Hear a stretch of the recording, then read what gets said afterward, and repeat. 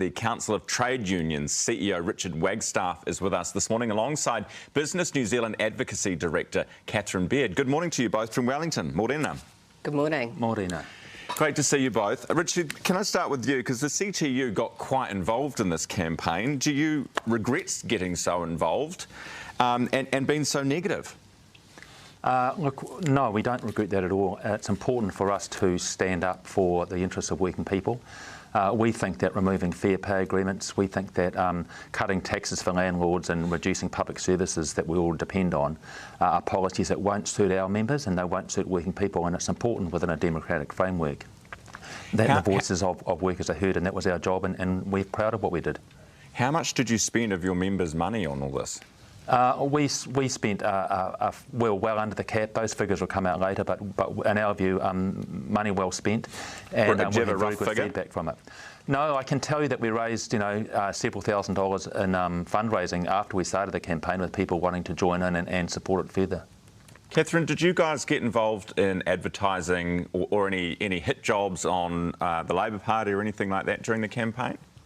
No, we tend to stay out of that. We focus on policy, so we're non-partisan when it comes to political parties. We just we look at the policies, and that's what we care about.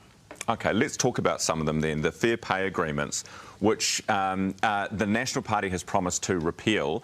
Have you heard from anyone within National at this stage about when that might happen, and what are you advising your members at the moment? Because there's a lot of work going on behind the scenes on these FPAs. Yeah, look, it seems it's on their 100-day list to get done, and certainly Business New Zealand would support that. We don't really think of them as fair pay agreements. We think they're forced pay agreements. Employers don't have a choice if they get the numbers to actually be, they're forced to the bargaining table. Really, and it's a big leap backwards to the old award system, which in a modern, flexible labour market just doesn't work anymore. So what are you advising if you have a member coming to you saying, should I continue work on this in the meantime, even though we know it's going to end up going? What do you advise them at this stage? Well, look, I think the wheels will keep turning, but I think there's strong support across all of the industry groups that these are a step backwards and they need to go. And Richard, what about you for your members who might be in the process of negotiating these deals? What does it mean for you, and what does it mean for the unions? Because you have a role in sort of facilitating it. Does this mean less money for you guys too?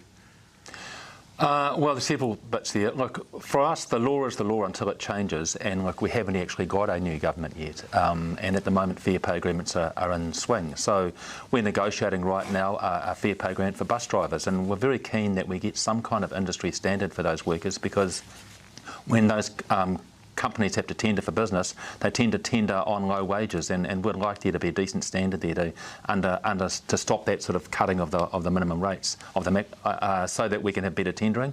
So for us, it's urgent that we maintain that work. We've been having good conversations about health and safety, about job design and so forth. So for us, it's business as usual. We continue until we know it changes, rather than anticipating what we don't really know yet. We don't think that's appropriate for this part of the economy or any other part of the economy. We should continue until we know for sure things have changed, and that means legislation being passed in the House. Okay, which is fair enough, because you've got to comply with the law until you don't, right? Until the law changes.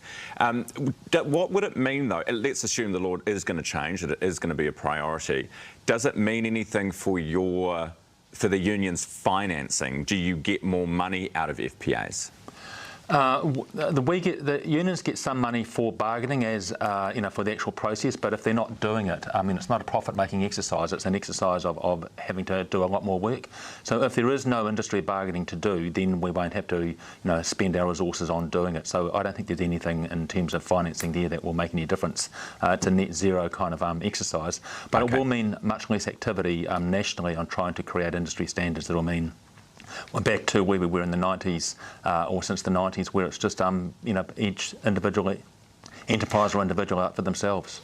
All right, let's talk about the 90-day trial period. Catherine, do you think there's a chance? I mean, obviously this is another one they've identified that they want to get through relatively quickly. If you're a business looking at hiring people, do you hold off until the law changes so that you can perhaps have that safety net? Look, I think it just gives employers confidence to hire people that they might otherwise, have question marks around it.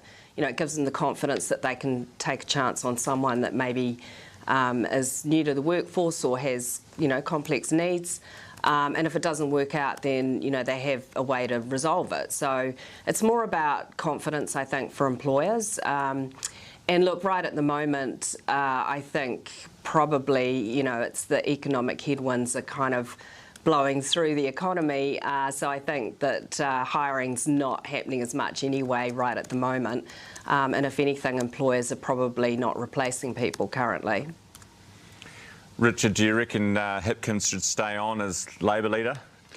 Before I answer that, just to be clear on the 90-day extension of the 90-day trial periods, we're very much against that. We think the evidence doesn't support that, and in fact, if you look at large businesses who have had who haven't been able to use the 90-day trial, they've been employing people as well as anybody else, and jobs have been in good supply during that period. So we think there's no justification for that. In terms of the Labor leadership, that's up to the Labor Party. We're not part of the Labor Party, and we won't be participating in that decision. Yeah, but I mean, you don't have a view generally. You think he ran a good campaign? Well, we think that obviously a good campaign is a campaign that wins in the end, and we didn't succeed, or he didn't succeed in winning his campaign. But I think there's plenty of time for self-reflection and working out what comes next. This is the nature of democracy. Certainly is. Thank you so much for your time, both of you, this morning. Council of Trade Unions CEO Richard Wagstaff and Business New Zealand Advocacy Director Catherine Baird with us live from Wellington, 16 after 7.